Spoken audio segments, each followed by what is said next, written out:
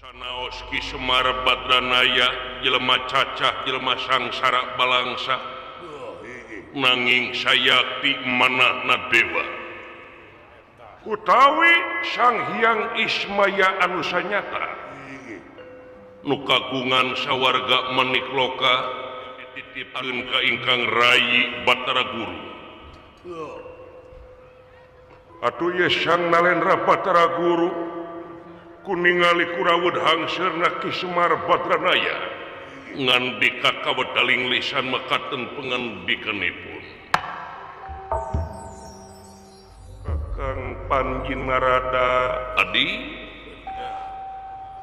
kagunturan madu karagragan menyan putih kurang sadaya kasumpingan nu jadi lanjut Kakang Semar anu payus dipi agul kalayan dipi kareueus kurang salareakeun ka laras timbalan haturan rawuh kasepuhan haturan rawuh sang karuhun sadaya pradewa bagea sasumpingna Kakang Semar sumping ka ieu sawarga Manikloka kapayu lenggahna ka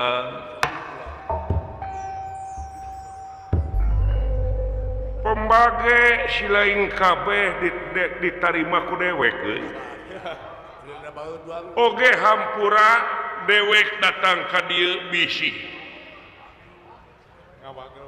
jauh tina budaya jeung mudah-mudahan silain bisa ngahampura karena kesalahan dewek urang pada saling lubarkeun hampura saling maklum Kang Semar saling maklum oge bilih tuna tina wiwaha sareng etika anu tangtu utamina margi sumpingna ka dieu patempatan teh teu aya iber ti anggalna sakawit terang teh mah kaula meureun panginten kedah susuguh itu ieuna saawon-awonna mencit hayam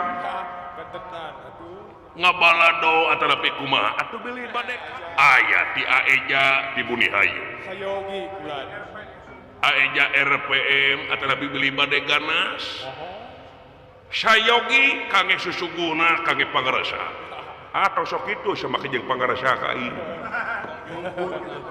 asa kasungkun ka kejang sanes nyungkun ieu mah basa mah teu meser Kakang Semar tetenan atuh tansah diajeng-ajeng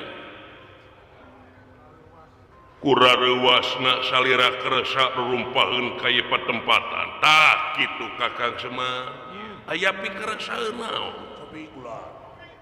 kieu saperkara dewek ka dieu hampura leuwih ti heula bisi ieu caritaan matak melengkung bekasnya lahan nyentuh kana kolbu ngoet kana hate sabab dewek geus lila di alam dunya lukut taun takaran winubu kideung jadi bodas paribasana malah cek bohongna uung-uung awang-awang dunya masih kene genjlong daratan masih kene budahan batu masih kene beye dewek geus leuwih timbalan geus poho kana purwa daksina dupi purwa wiwitan dupi daksina wekasanana sabab ieu caritaan boh rigig boh budaya itu ieu geus campur baur jeung urang dunya da adat dunya mah kieu timbalan eudeuk rek mere hampura ka dewe timbalan heuh wayah da eta kudu cicing di silaing kudu narimakeun sabab silaing teh salaku raja Triloka ari tilu aya loka alam di antara alam kanikmatan alam tengah alam madya pada alam kajinan kata mah alam marcapada alam dunya nu disingan ku dewek kabeh dikungkung dina leungeun si laing Otipati meureun si laing teh jadi gunung pangauban sagara na pananggehan hamba-hamba rahaya di kulon wetan kidul kalerna sabab sanajan buuk sarua hideung karep jeung kahayang beda-beda boh tina kahayang boh tina nepikeunana ngaliwatan basa si laing kudu leuwih wijak dina narima ieu caritaan dewe timbala tong dipake baeud tong dipake julid ku si laing dipake belik ulah komo lamun dipake belik mah lamun nepi ka dipake belik caritaan dewek ditotogeun ti erek-erek wae timbala ih mangga horek ngahampura timbalan heueuh ribuan tahun dewek diunggah ka sawarga teh euy better reject nanti bulan kakaranya ho aya lapangan gede kieu sakieu aduh diantap lapangan teh bade diangge jogging track ka payun heueuh halus lampu harurung harerang kitu sabaraha listrik ke sabulan euy ya aya we sabaraha tagihan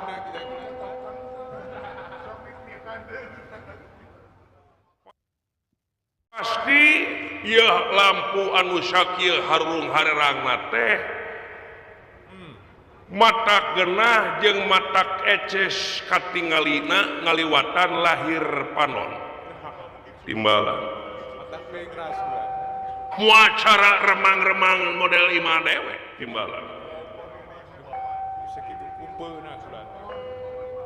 tapi moal jadi jaminan caangna ieu lampu lamun teu dibarengan caangna hate timbalan dah hakikatna mah eta daun timbalan tah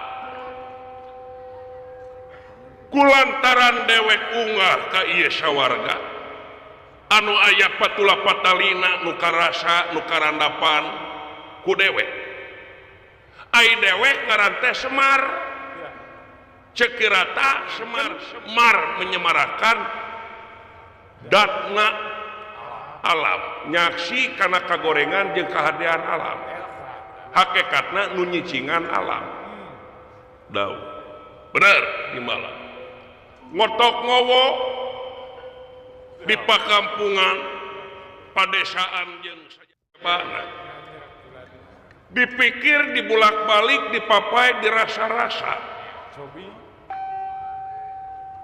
dunya di tahun ka tahun mah da eueuh robahna ngan anu robah teh nu ngajamananana nyatana daun sabab dirasa-rasa jeung karasa teu nginjem ceuli teu nginjem panon malah cirina ieu dunya geus mere totone nyata dunya ieu alam teh geus mere ka manusia terus aya belik bulan kumaha pundungna ieu alam ka manusia datang hujan banjir kantenan atuh datang halodo kahuruan jeung tigeran eta daun sedangkan ieu alam dunya ku leungeun-leungeun jeung ku pola-pola manusia kantenan timbalan bener daun satuju sili satuju narada kantenan da moal mungkin ruksakna ieu alam dunya kucing moanya moal sugan ku beurit moal sugan ku lutung komo ku lembing mah timbalan sabab beurit oge aya mangpaatna jadi kadaharan orai oge aya mangpaatna jadi kadaharan manuk eta geus jadi lingkaran kahirupan di alam rantai makanan Daud timbalan tak dewek rek ngagurat badakeun ngeunaan manusana anu kiwari tadi dewek geus nyaritakeun alam geus punung ku aya laku lampah manusia rek teu punung kumaha lir ibarat ayeuna leuweung can dijaga awet betul kulan lestari tapi saprak dijaga ku manusia beak loba pager makan tanaman tak eta kulan ya alam ya timbalan jeung sajabat eta lobana manusia gempungan manusia teh eta pikeun ngatur hirupna manusia ngaliwatan hukum negara jeung hukum agama ai hukum agama mah dogmatis absolut langsung ti anjeunna ngaliwatan katerangan ai hukum negara mah kadang-kadang nyieunnan manusia jeung kadang-kadang sok diamandemen dirobah-robah bari eueuh realisasina gening eta kulan hukum negara teh cindekna aturan kulantaran ieu aturan bon loba diamandemen loba di otak-atik jeung sajabana anu temahna ieu aturan dipake ku maranehna bari jeung sok kadang-kadang disalahgunakeun ku manehna jeung reana deui pikeun ajas manfaat keur pribadina sorangan utawi di negara bukti naon teu saeutik negara sumber daya alamna luar biasa teu syirikna ngalungkeun rok rakyat jadi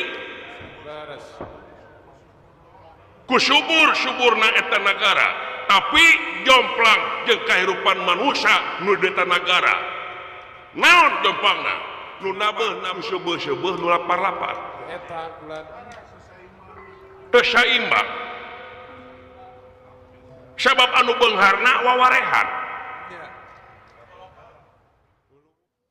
hukum bisa dijual belikeun kadang-kadang hukum miuni peso teh kumaha ai kaluhur mintul ka nafseukeun naon buktina nu maok TV nu maok domba digonjang-ganjang geus gemep beungeutna tapi anu ngahakan duit negara duit rakyat nepi ka triliunan nepi ka digeunahkeun kadang-kadang 3 bulan di penjarana dina di penjarana oge make AC make kamar make TV sajabana jika pindah kontrakan nunggu fasilitas kulan timbalan anu teu mahna rahayat ngamaruda nembongkeun kaprihatinan diri nyaeta kulantaran aturan-aturan anu sok diutak-atik jeung sajabana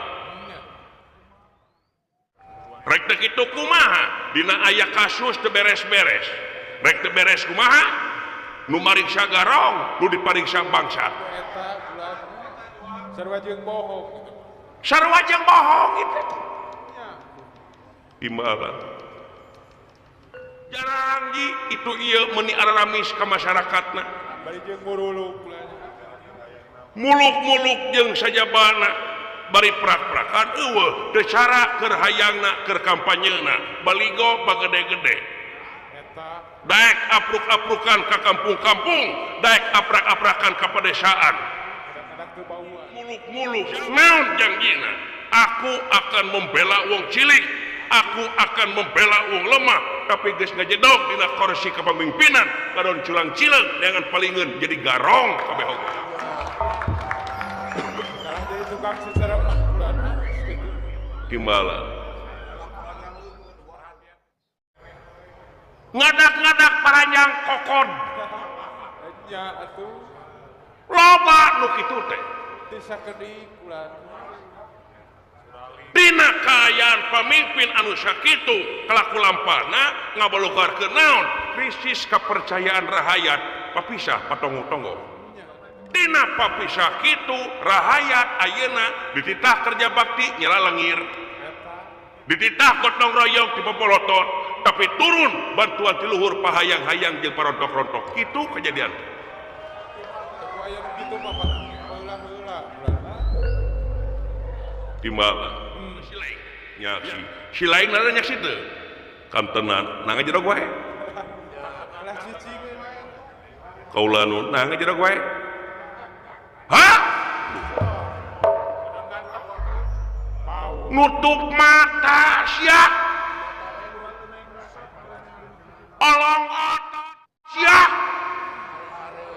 api-api teu teneuleuh sia teh ae anak geus kitu tawa masyarakat nepi ka ngamarudah naha make jeung ngajedog we kursi kapemimpinan sia teh ada ngeunah-ngeunah turun kalanya unggul ayeuna geus jadi beuki nguneur atuh sia teh budak-budak mana lebih aktif pula pasea duanana pamimpinna kakaler rahayatna kakidul paburincai mana persatuannya kesatuan teh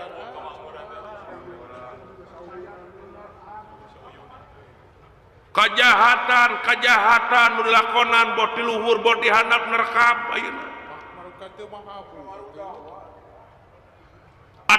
aturan itu iya yang sajabana teh nepi ka teu metu rajen metu kudu make leuleur aya panyogok rajen metu kudu make panyogok make kudu aya uang sabun sagala maksudna leuleur pajarkeun jang udud itu ieu tempoh kasus teu beres-beres sagala urusan diduitkeun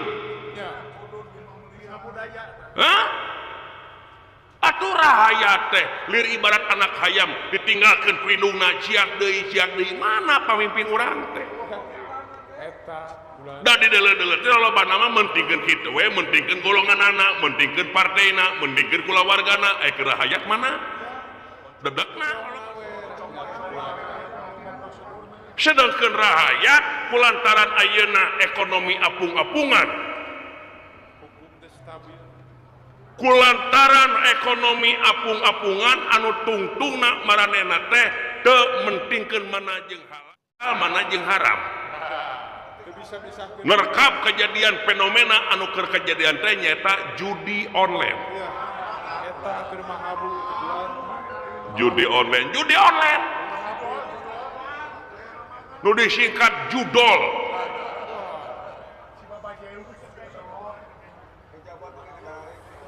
ayeuna mah rahayat oge marahin nu kitu tong bujeng hingga rahayat kadang-kadang pejabat oge marahin pajarkeunna cenah nu kitu teh iseng hiburan tapi leheung keneh nu iseng tapi lamun geus jadi pagawean jeung kacanduan cilakana kabina-bina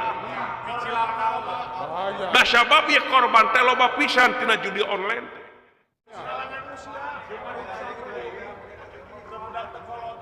teu budak teu kolot teu awewe teu lalaki marahin judi teh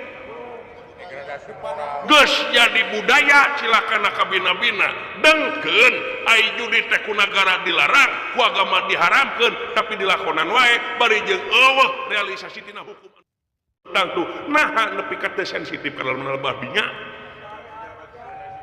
nepi ka hare-hare kana ranah eta ai penyeluhan tapi mana hukumna realisasi newak teh kelas terina we unggul ai kelas agapna diantap diculkeun der teh nenyo aya sebagian informasi paingan tra ditewak we kelas kakapna da aya backingna pejabat keneh aya di satu kali atuh kumaha rek beresna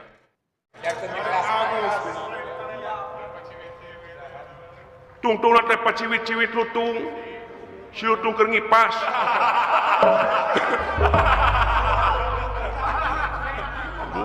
lutungnya ohihit apa sadayana wah loba dicaritakeun ku dewek mah nguarek beres 2 poe timbalan ngan meureun gurat badagna ka hiji kitu kaduana judi tina judi eta kadang-kadang contoh seperti kieu we nya jelema karyawan pagawe tekwang boga gaji 5 juta sabulan teh tina nyupiran maksud nama hayang neang palelewi ngaliwatan judi online didepokeun duit teh 25 juta teh pikeun modal tempo dipaenkeun didepokeun 5 juta tempo dipaenkeun kalah kabea atuh rungkad geus rungkad kitu balik ka imahna pamajikan anak nanyakeun gaji pan pasea dah kulantaran bea ai gengsi gede gengsi tarik ulah da moal disebutkeun main judi bea tangtos sedangkeun dapur kudu ngebul sering kudu nyeng sering atuh kumaha palukarna tungtungna pamajikanana disatukangeun salakina unyam-inyem ka Bang Emo eta nu matak ayeuna poe Salasa poe Kemis ibu-ibu teh ngariung lain nyeblak eta teh rapat bari jeung berjanji ngarantung pajarkeun rapat pleno rapat penting pejakeun teu saeutik rumah tangga anu hancur kulantaran eta seueur baburata nya perceraian meningkat di antarana kriminalitas jeung sajabana daud timbalan ieu loba nu kitu teh timbalan leres nampi kaula dari mah nampi kumaha sadaya-daya nampi rebunuhun laksa ketika bingahan karena rupaha kasauran salira anu sakitu mundelna nanging dina lebah di kaula salaku ais pangampih utawi raja Triloka meureun lamun kaula nguruskeun sadayana pangiten disebutna oge kaula teh harak tur tahawak margi setiap jabatan setiap organisasi aya fungsina aya tugasna jeung aksina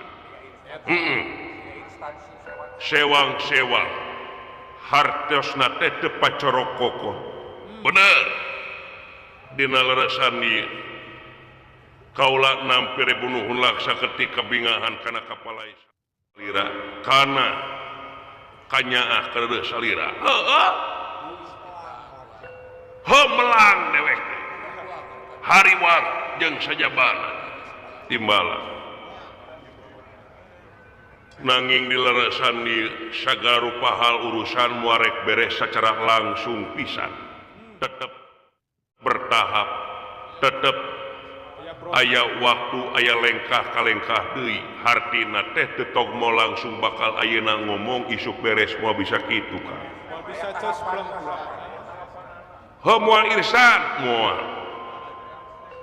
margi dina sarupa hal ngajieun program kawijakan kaula moal berkilah kaula memang sanajan bari jeung kaula raja tapi kawangku ku sifat makhluk bener wae lain set malaikat salah wae lain setan nanging sing percaya atanapi bilih bade nyobi salira ngagentos kaula bilih bade dicanak deui raja karajaan Triloka mangga teh teuing kaula ridho moal dikorekeun mangga teh teuing tangtu bakal piloba pisan anu ngagangguna jeung ngahewagna jeung loba nu geuleuh ka dewek teh mun dewek jadi raja ieu mah taktos bangna sabab koncos teh loba dulur si lain teh loba timbalan ngan dewek mah ieu mah keluh kesah dewek we unek-unek hate kadar nepikeun ngan sing jadi evaluasi ka hareupna henteu kitu ku aing deuneukeun sia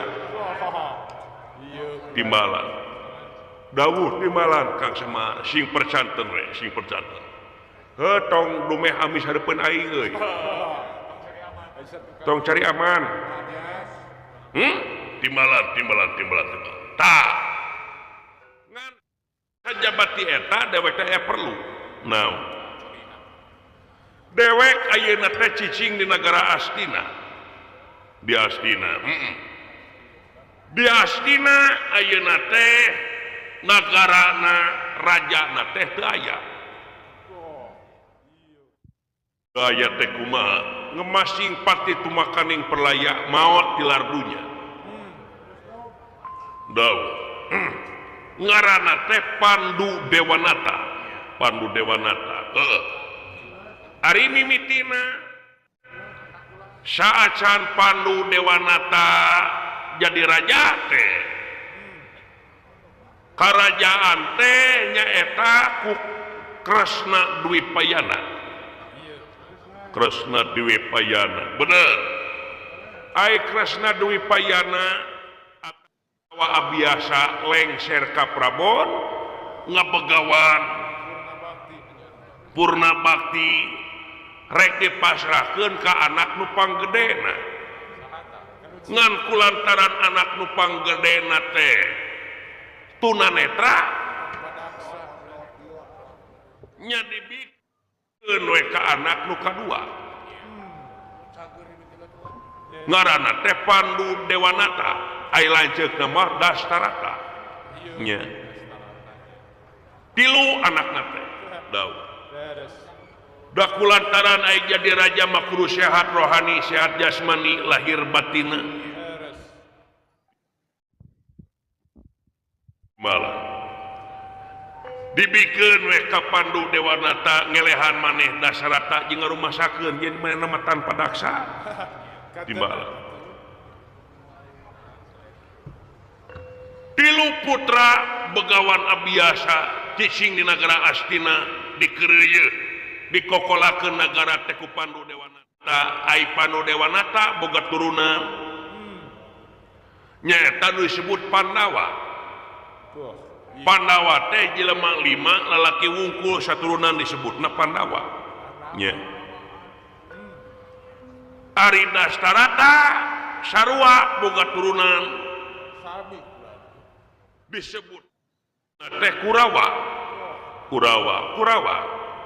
Kurawa teh tereuh kuru ai anakna teh 100 waduh 100 Kang 100 eta teh lolong cacak lolong cacak diayap 100 bayangkeun sia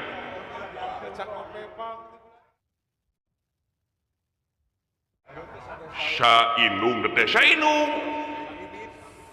meureun pagawean deui meureun teu kaur nyabak gap pamajikan deui nya tah hiji mangsa Pandu Dewanata teh gugur rek dibikeun tahta kerajaan teh ka anakna Pandu Pandawa teh anu kahiji Yudhistira ngan kulantaran Yudhistira can sawawa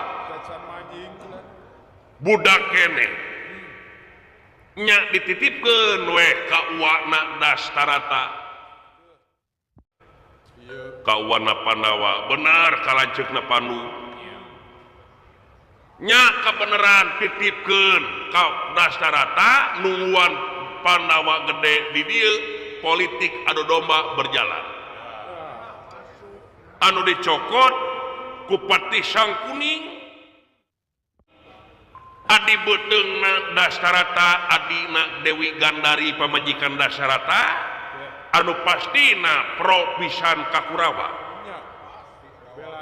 Pandawa jeung Kurawa dileutik silih petik pati dibubudak silih ala nyawa dilemut silih cabut umur ngan dikeresakeun Pandawa teh sabar aja mana teh ngan tetep kahariwang mah gede naon sababna sabab ieu dua kulawarga teh anu baris neraskeun tepak lacak jadi raja engke jaga hareupna cacak keur budak geus parasea komo engke geus gede tada teuing bulanna gateng ieu teh sedangkeun engke lamun teh pejabat anu pasea ramat kamale mamaan ka teu maes teu teh hayat nyata hayat nagara asina bakal engkak-engkakan bakal beuki hancur ka ituna tah dewe ka direk minta proyek ka sia teh Orna kena proyek kita. Ikut job bulan. Minta job, lain job calung lain. Proyekna kumaha. Dewek rek nyieun huru-hara. Huru-hara. Huru-hara na teh dewek kasih lain mah kawasa. Dewek injem karaton anu kosong. Sugan aya di dieu. Karaton anu keur nganggur. Aya karatona. Aya. Naon? Karaton Utara Segara. Karaton sate teh? Karaton Kawisnuan. Bisa diinjem ku dewek. Tur tadi injemna oge minta supaya Karaton Utara Segara pinahkeun ka alam dunya. Di negara Astina utawina anu deukeut ka tapal watesna mun bisa asup kareh ka Banasapon ka negara Astina. Maksud dewek nyin huru-hara teh ngajieun nagara di jero nagara. Ngajieun nagara di jero nagara. Bener. Maksud dewek teh hayang ningalikeun di antara dua generasi antara Pandawa jeung Kurawa rek ditile ku dewek mana anu jiwa patriotikna anu hade, nasionalisna anu hade, cinakna satria piningit anu baris teruskeun tapak lacak jadi raja. Mentes dewek. Oh mangga. Baik mangga. Bener dimala. Ngan ulah karaton unggul tetep jeung korsina. Akuarium. Dewek baheula neuneun lauk buaya dina akuarium aya keneh. Atuh tos beak kabungur oge da ribuan taun. Heueuh nya.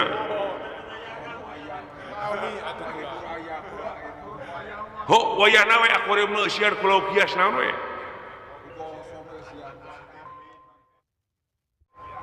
CCTV aya. Kursi jeung sajabana AC timbalan. Ngan sing meriahna teh di hadapan karaton sing ramean naon we. Boh korsel boh naon. Maksud dewek teh sangkan bisa ngirut rahayat di eta pertempatan sangkan jadi rahayat kaula. Mangga. Gamelan Silokananta. Gamelan Silokananta. Mangga. Nah, tegaduh gamelan ke selera aya gamelan besi itu teh.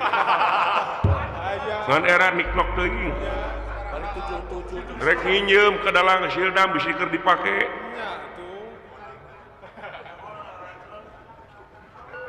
Mangga. Sinen Saroni. Mangga. Sinena nu ngarora.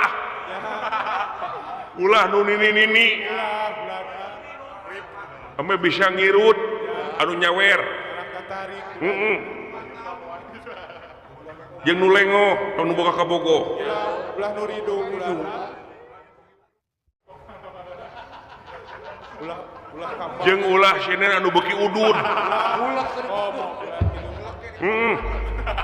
Aing ngawe jarang udud melek terus-terusan. Kawas kereta api si Gomar. Si gerbong mah sugan mun kitu mah. Timbalan.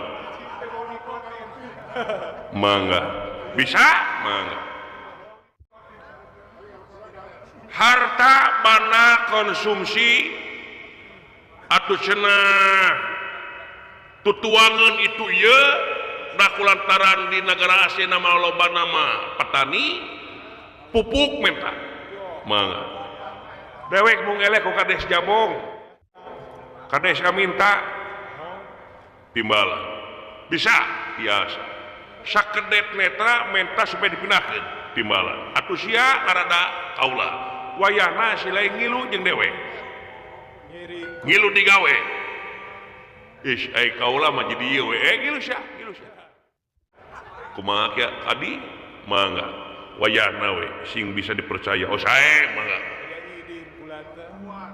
Aya widi ti kaula timbalan. Ai kaula kada jadi naon? Jobi. silaing wayana jadi pati dewek jadi rajana Oh. timbalan sok meta supaya giringkeun kabeh para dewata sangkan bisa mindakeun Ratu Utara Segara timbalan kalau mangga he para dewa sadayana